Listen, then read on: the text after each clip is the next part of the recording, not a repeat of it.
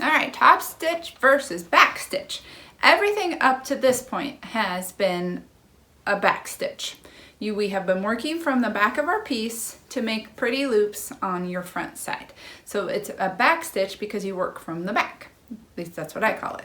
So our pretty part is all the loops on this side. So this is a completely all back stitch project.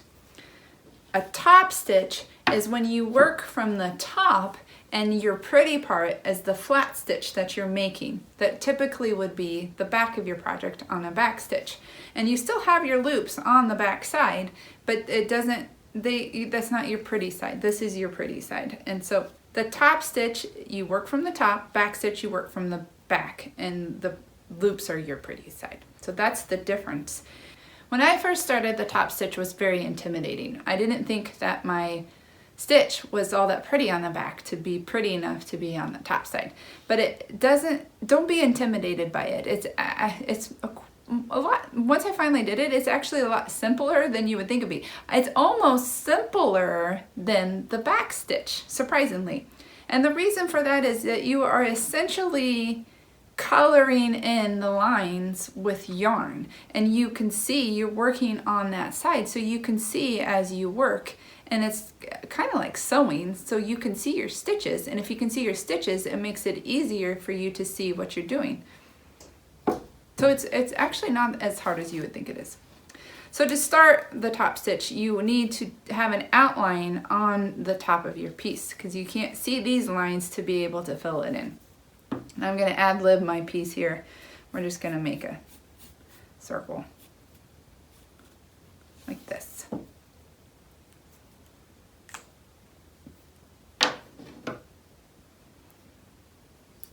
So draw or trace your outline on the top of your design, and then you're still going to do the same where you start in the middle of your line of your top stitch.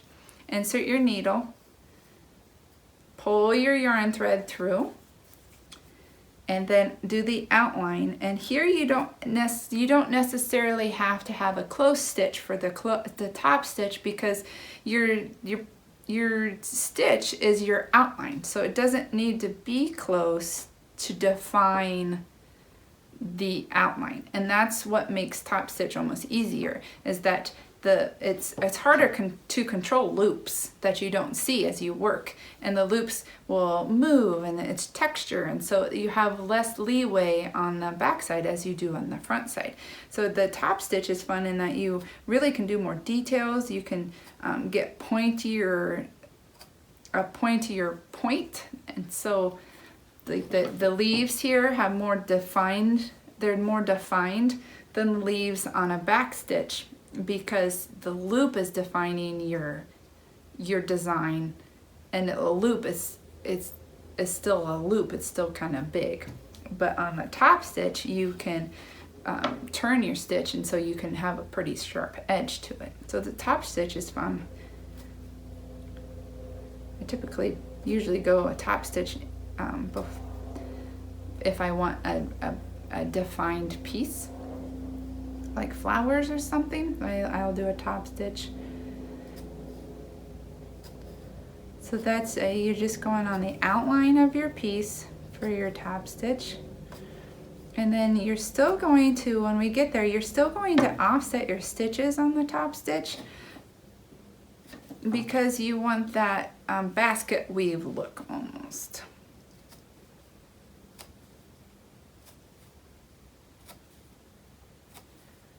We do our outline,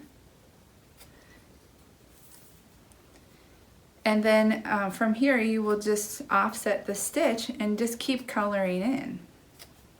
And the yarn is even, you don't even necessarily have to worry about the holes on this one or how big your stitch gauge is or any of that, because you're just coloring in the lines. You have a lot more leeway. In fact, you can even play with an open stitch and something like this. So this stitch, so the back of it is kind of lines. If you were to use that, it wouldn't necessarily be what you would want it to look like.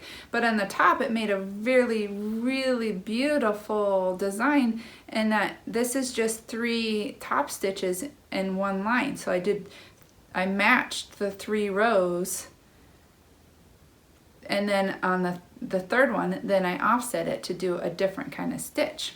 So if you can see, I have 1, 2, 3, and I kept going. So I have 3 identical rows, and then after the third one, my 4th row, I offset it, and then I repeated that one 3 times, and that's how I made that one. So you can really play with the top stitch and make it whatever you want. And that's also a good example. So here we're continuing here.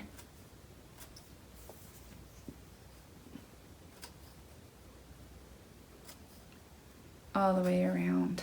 And then the top stitch, you're going to want to think about it a little bit more and how you fill it in, because the top stitch is it's your design. And so for this one, so you can see in this one, you can really see the lines because it's part of your design.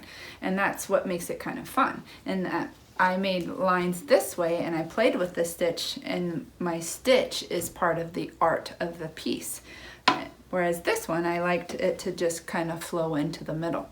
And I do typically, so this one's a flow into the middle too. I do typically still follow the outline on a top stitch, but every once in a while I like to play with it like I did in this piece.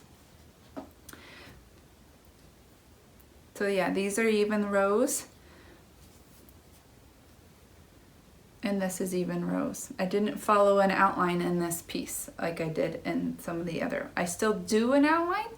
And if you do, this is good. If you do rows like this, you're gonna wanna go along the outside, because when you do a row, here, let me show you a row. When you do a row, you get to the end,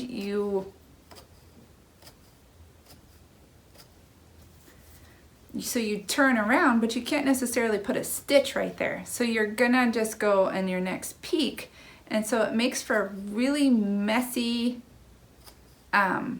outline of your piece, because your rows aren't necessarily gonna match up because you're turning. And so then you're gonna skip this one and just go to this one.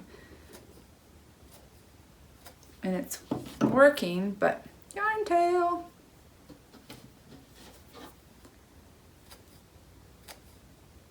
But it makes for a little bit of a messy outline. And so to fix that, I did it row by row, and then after it was all filled in, then I went through and did the outline of the piece, just like you would do on this. So that is the top stitch.